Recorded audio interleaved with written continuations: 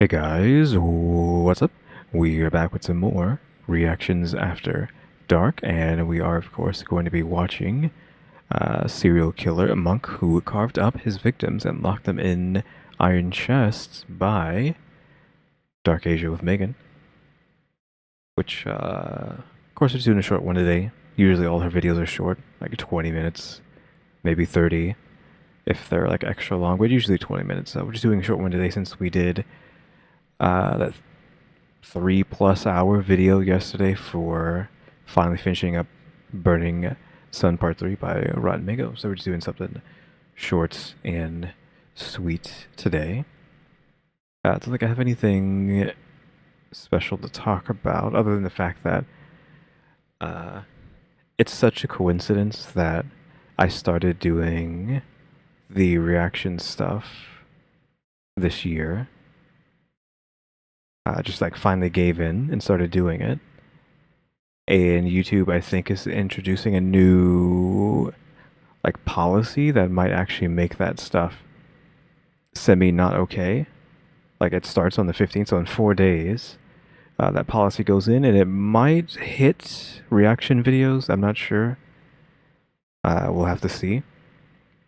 But I'm like days away from being partner, and I feel like if I get rejected from being partner, that could be possibly why. So it's like, really, after all this time, I finally give into reactions, and then because of that, I'm not gonna be able to be partner. Like that would be crazy. Well, not just even partner, not be able to monetize, even though the monetization doesn't really matter. Uh, I wouldn't be really getting anything anyways. It's just the fact that hey, I finally got partner. Right, that's what we were trying to do this whole time. But yeah, it'd be so lame if, like again, the literal nanosecond I was going to be able to become partner, they introduce a rule that might actually be like, okay, you're not allowed to be partner. Like that would be crazy. Because I feel like YouTube has like screwed me over multiple times in its history, and so to do it again, like literally, I've already met the requirements to become partner. YouTube just hasn't caught up to how many watch hours I have, so I have to wait for it to calculate each day, even though I know I already have enough. Uh, and it's like so I'm waiting against that like timeline, so it's almost like it just perfectly fits with the fact that that rule is going to be added on the 15th. And I know it's supposed to be for AI, but it's worded in a way that it could be used for reaction content. I'm pretty sure. Uh, so yeah, oof there, but oh well. It's not like I'm gonna go anywhere just because of that. I've been here, which you don't know. I've been here for 14 years. I'm going to be here for another 14, whether they make me partner or not. But yeah, that's all I really have to say. I'll probably talk about it tomorrow too in the Rotten Mango videos, just because I know more people watch that than anything else in between. Have you ever wondered who the very first serial killer was? Honestly, no, I don't think I have. Uh, yeah, I don't think I have thought about that. But if we had to take a guess, I would assume it's just a caveman, right? Some caveman who just went around killing people for by our definition of three people. But I guess if it's supposed to be more calculated than that, I don't know. Usually, caveman just kill someone because it's like, okay, you're bothering me, you're in my way. I need to assert dominance, so I'm going to kill you. It's not weird, like sick premeditation. It's just like animalistic, almost. So can you really call that a serial killer at that point? And more importantly, what could have pushed someone to kill? Not just once, but over and over, in a time when nobody even knew what a serial killer was. So is this monk story actually really old? It's almost impossible to trace back to the very first in history, but if we turn back time about 100 years to 100 is not enough. Like we need to go back even more than that. Wouldn't like could we consider like Vlad the Impaler to be a serial killer? Any of those kinds of people? 1918, we can look at one of Thailand's earliest known serial killers, and the last person in the country to ever be publicly beheaded. So okay, well we know what happened to them. This is the case of Bun Pang.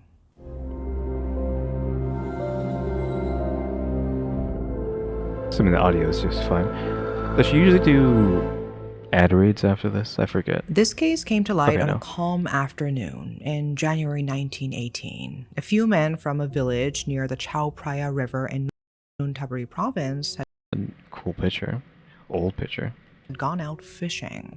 Assuming they're not putting in like a sepia filter on this, and it's actually just a picture of modern day with just this brown filter on it. Like they often did. While they were sitting by the river, waiting for a bite, they spotted something strange floating in the water near a temple. Curious, they pulled it out. Was it an iron chest?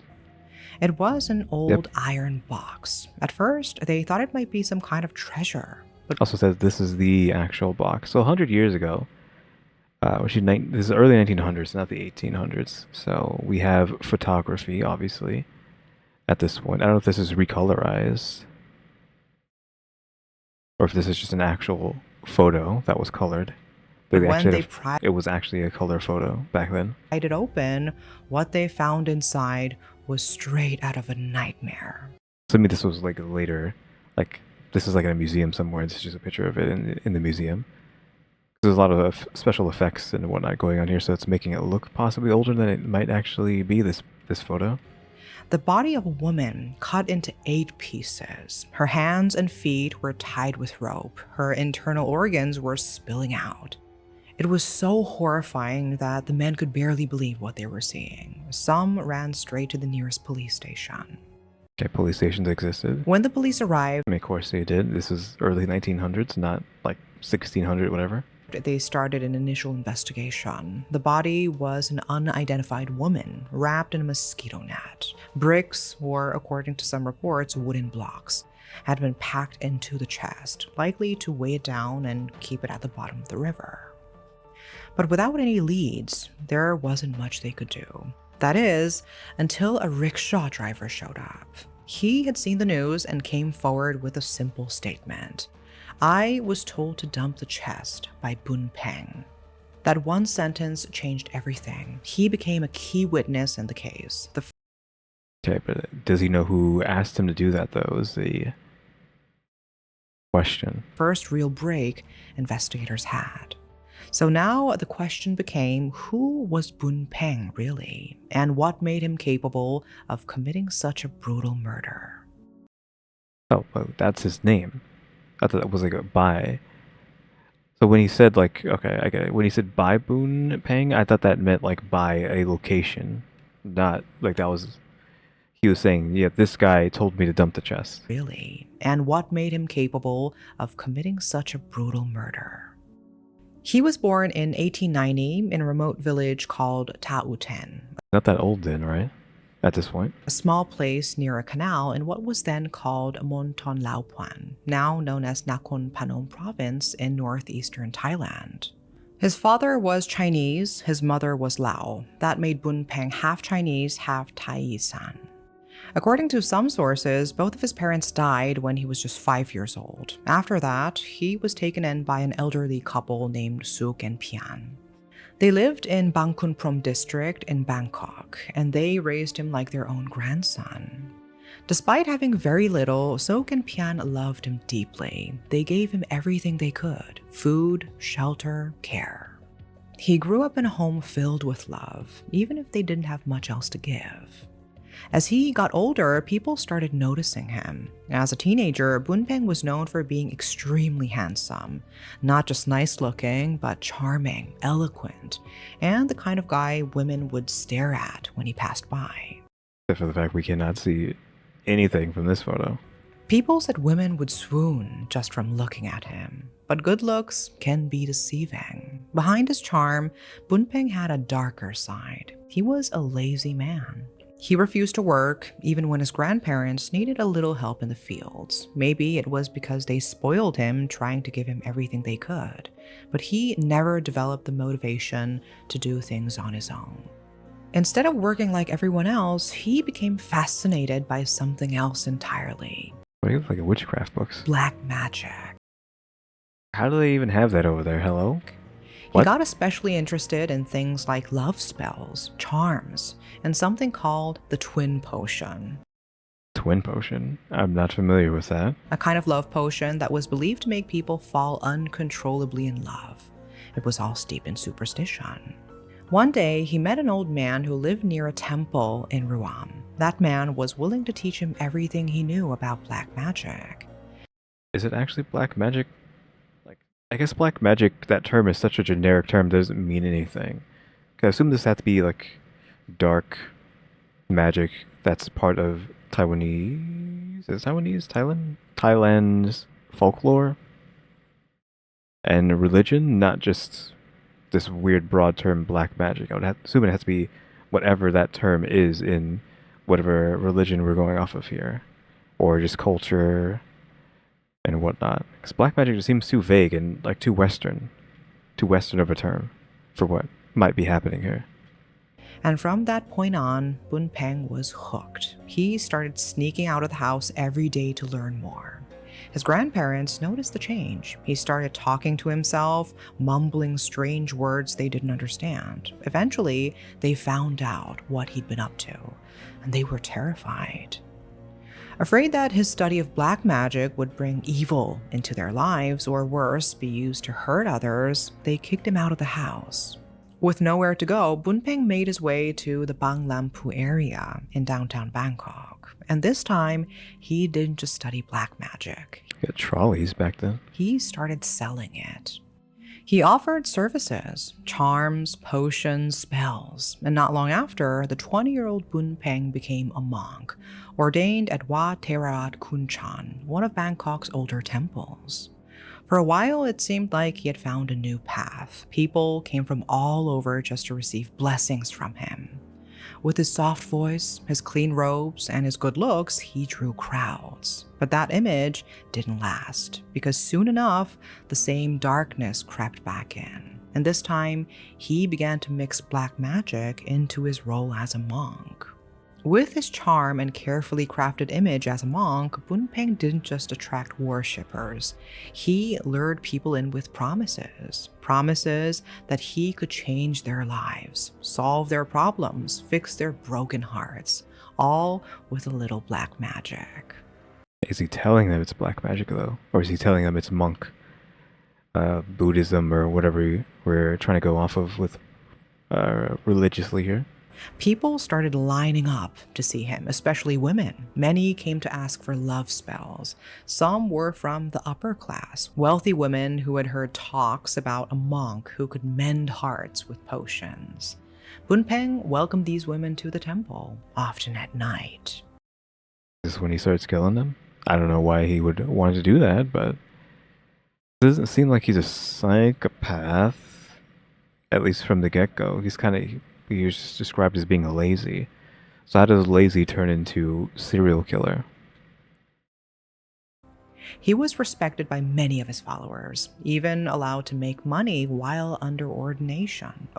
Is that normal? Or not normal, but it's just a rare privilege. As a monk, you just don't do it. You don't get anything. No desires. Sometimes you can't even speak your entire life. And you just hang out at the temple and just make sure it's clean and just meditate all day. A rare I guess you would have to grow food right there. So grow the food that you need to eat, because obviously you need something to sustain yourself if you're not making money. privilege for a monk. But what people didn't know, at least not at first, was that sex had become a part of his so-called rituals. Which I'm pretty sure you're not supposed to be doing, obviously, as a monk. And in Buddhist monastic rules, especially as a bhikkhu, a fully ordained monk, sexual activity is considered the gravest offense. Eventually, word got out. The temple couldn't turn a blind eye any longer. They got out. How's he still considered a monk then? The abbot learned of Bun Peng's behavior. He exiled, I'm guessing? The sex, the deceit, the black magic. And just like that, he was expelled. Sure, but where's he gonna go? Is he gonna still pretend to be a monk wherever he ends up? Once again, Bun Peng had no place to go. But that didn't stop him. He went back to downtown Bangkok and walked straight into another temple, Wat Sutat, a prestigious and well-known temple right in the heart of the city. Did word not get out about what he was doing? As he entered, people recognized him. Some whispered, "It's him. It's Bunpeng." Their eyes followed him through the temple grounds like he didn't belong there. They could just feel that he had brought something dark with him. But Bunpeng didn't flinch. He went to meet the head abbot and asked to join the temple. At first, the abbot refused. Bunpeng's reputation for adultery and black magic could stain the temple's good name. Okay, so everybody already knew, somehow, even back then. But how did he get in then? But Bunpeng knew how to talk. He promised to change. He claimed he wanted a second chance to walk the right path, to live as a proper monk. And somehow, the abbot believed him, so he stayed.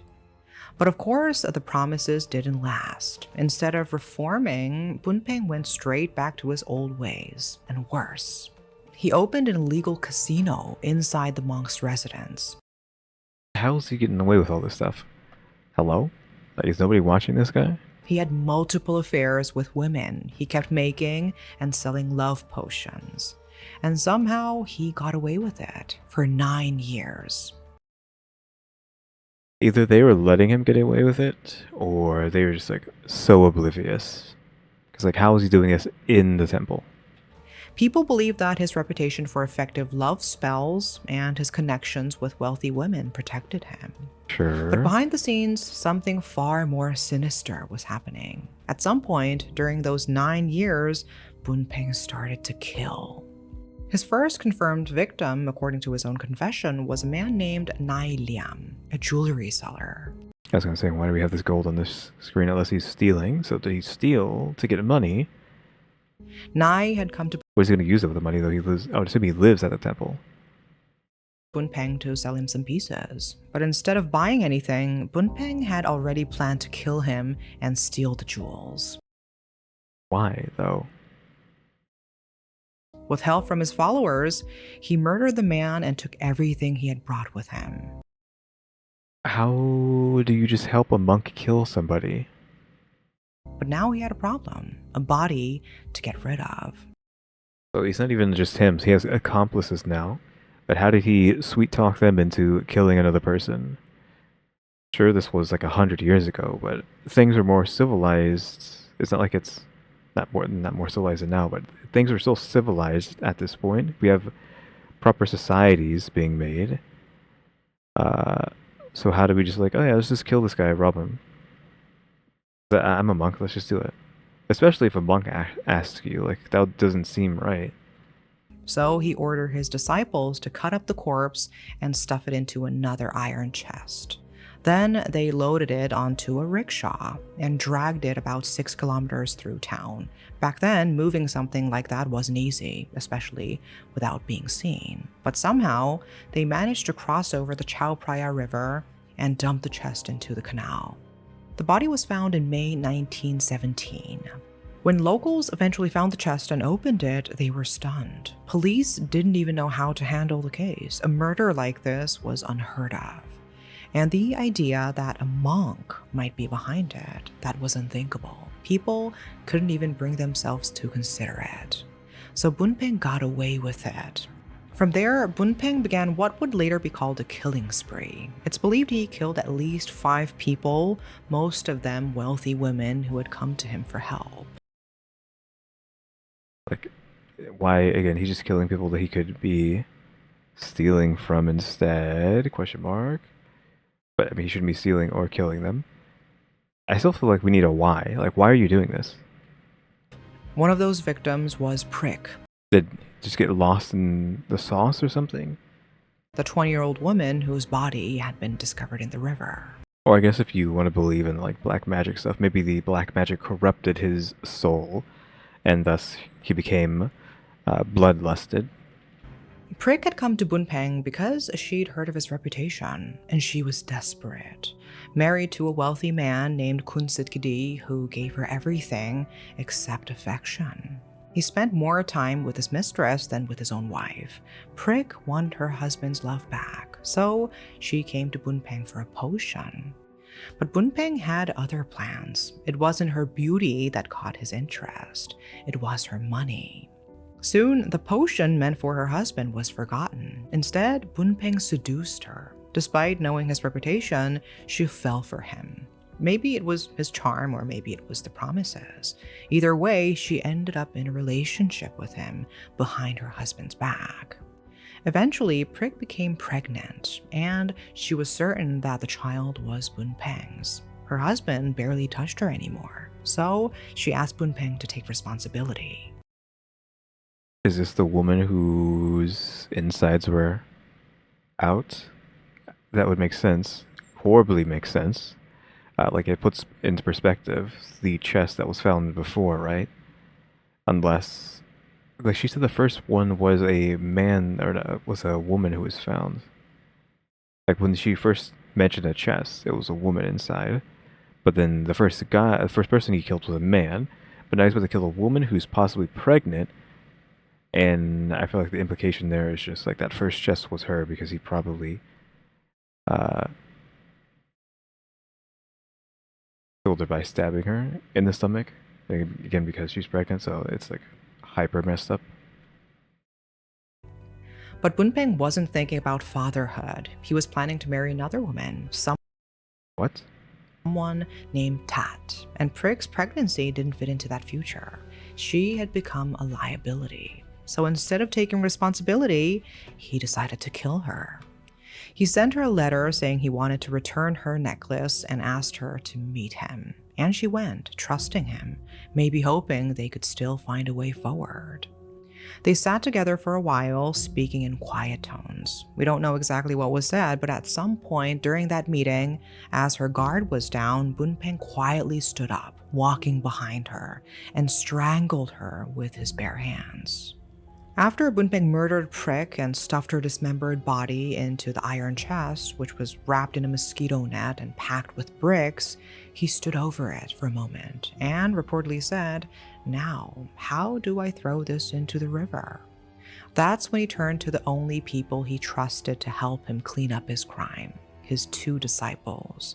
One was a 19-year-old young man, the other older. Their names were almost identical, Charan and Charoen. Together, they hired a rutjak, a rickshaw, and began their grim task. They hauled the iron chest 20 kilometers from the murder scene, all the way to Wat Sai Ma, a quiet temple along the banks of the Chao Phraya River in Nonthaburi. But did they know they were dumping a body, or did he not tell them? Like, that's different. Like, I'm assuming they helped him with the first murder. Did they know that he murdered someone and then put them in the chest? Or did they just help him dump the chest? And then again, this time around, is he just having them help him dump the chest and they're not really accomplices because they don't know what they're accomplices to? That's where they dumped the chest, thinking the bricks would weigh it down enough for it to disappear forever beneath the current. But they were wrong. In early January 1918, a group of villagers were out fishing along the riverbank. That's when they spotted a medium-sized iron box floating toward them. At first, they were excited. The chest looked expensive, the kind of box only used by wealthy people. Maybe it had treasure inside. They worked together to pull it from the water. But when they pried it open, there was no gold. Instead, they found the dismembered body of a woman. At first, the body was wrapped tightly in a net, so they thought the person inside might still be alive. But once they pulled back the net, it was clear she'd been dead for days. The police didn't waste any time. They started a frantic investigation, questioning fishermen, passersby, anyone who might have seen something around the river that day. But Yeah, how far did this drift though? Because we don't have any information on that. Because they threw it in the river, and we're assuming that the river is moving it down the river. So from where did he go off? And he even took it to a further location from where he even killed her. So killed them there, moved it to a far location, dumped in the river, and the river carried it even further along. So how far did it get from him that could it possibly get suspicion off of him?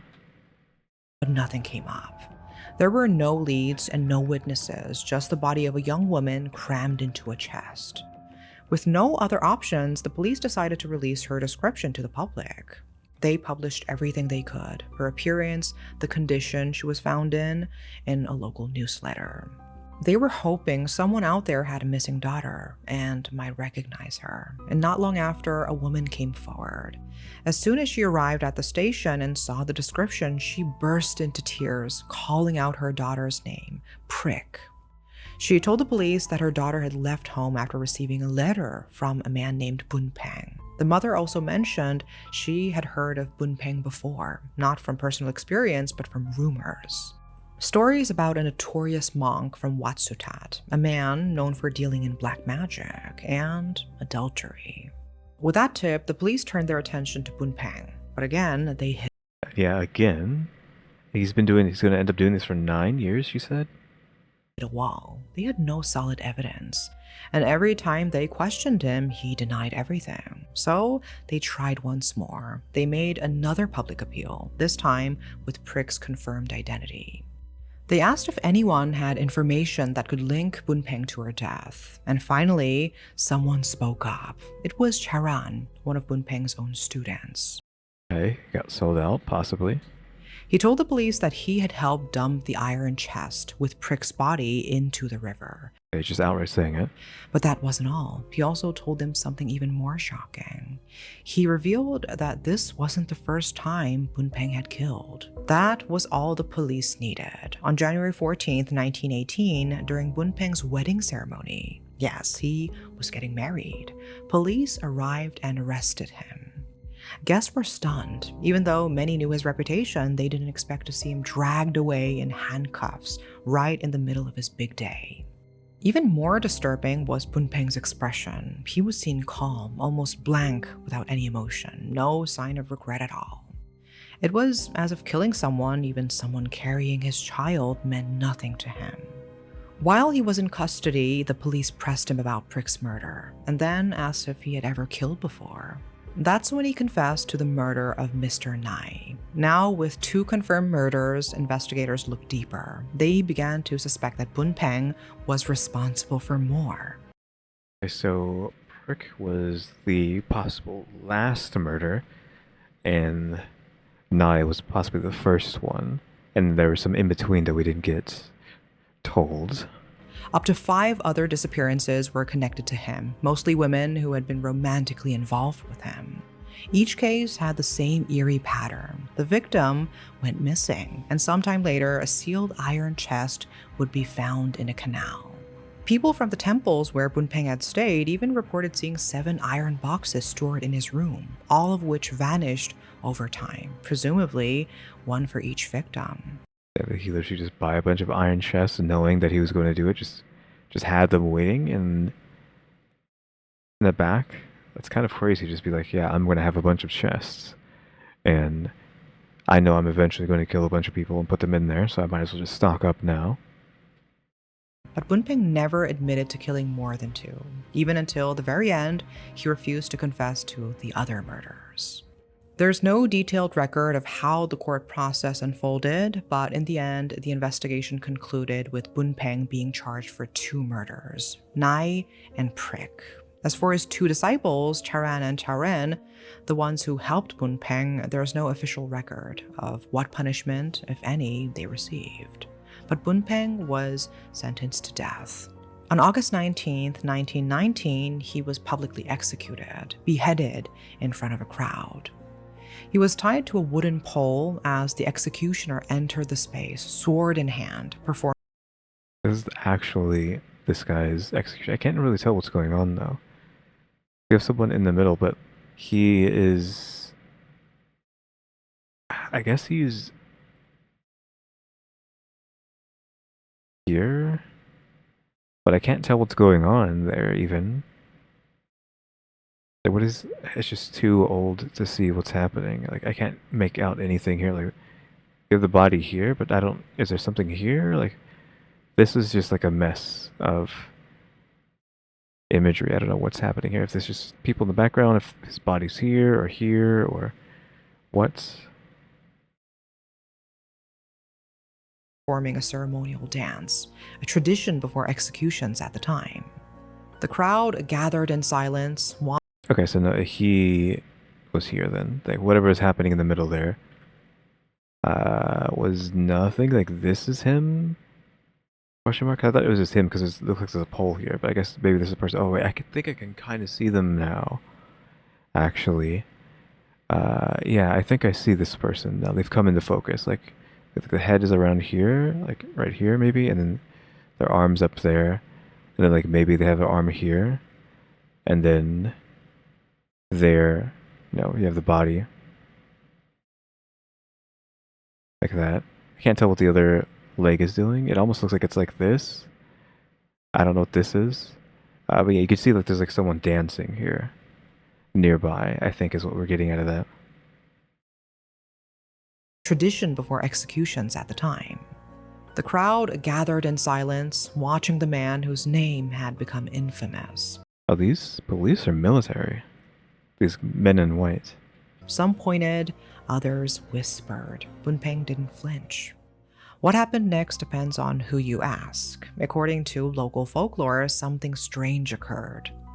As the sword touched Bunpeng's neck, it didn't cut. The blade, said to be razor sharp, felt as if it had gone dull. The executioner paused. He noticed something. Bunpeng's lips were moving. He was reciting something, possibly a dark spell. The executioner leaned in and said, "You have something protecting you. Take it out." And then Bunpeng opened his mouth and spat out a small black Buddha amulet. Once it was removed, the executioner repeated the sword dance, and this time the blade tore clean through his neck. Blood spilled onto the ground. His head dropped. And yet, some who stood closest said, even after he was decapitated, they could still see his mouth moving, perhaps casting one final spell. I mean, if you go off of the alleged, uh, not rule, but thought that you get 10 seconds after decapitation to process what's happening and then finally die, but you can't really scientifically know that, right? Because you'd have to kill somebody. You have to decapitate someone and then run tests to see if their brain is still functioning in a, I guess, higher capacity for 10 seconds or so after being decapitated. Uh, so, I mean, if he was still, that could have been why. But you never know.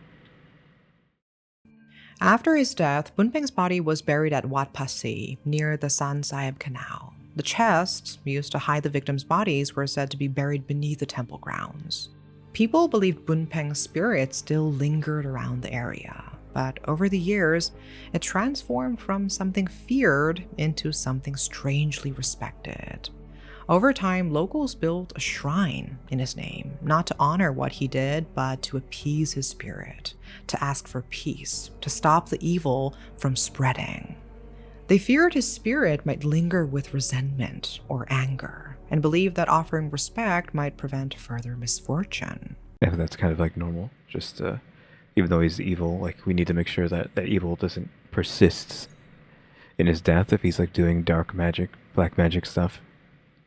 It's a common belief in Thai folklore and across much of Southeast Asia that spirits of those who died violently or with unresolved karma can become vengeful.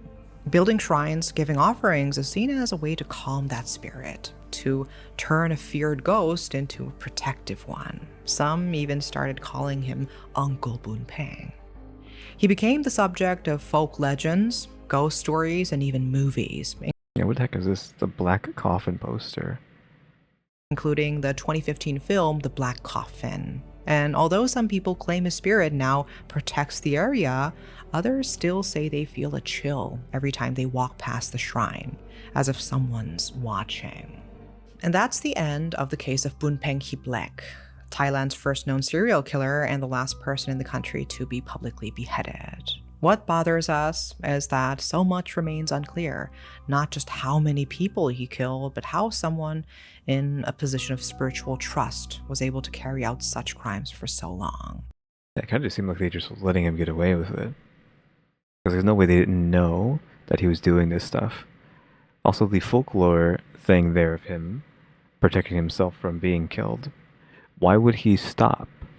Like, why wouldn't he just keep protecting himself? at the end, like so that they couldn't actually kill her. If we're going to go like supernatural and believe you can actually do that, why would he just stop? Why wouldn't he just stay protected and they couldn't do anything about it? Unless he was only protecting himself for so long to cast some sort of like curse? Question mark. Not that it seems like they feel cursed or anything.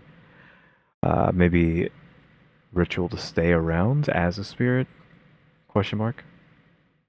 And then continue the haunts, and now that's why people try to appease his ghost, as if because he actually is still around as a ghost.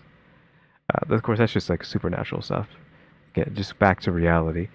Yeah, I don't know how he was allowed to get away with it for so long, other than the fact that this was 1917 or the 1900s.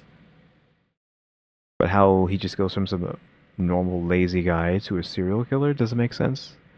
It didn't seem like he was a psychopath from the beginning, but him being so calm constantly just made it seem like he was a psychopath. But when did that happen? Was he always a psycho? And just nobody saw it until he started doing this stuff?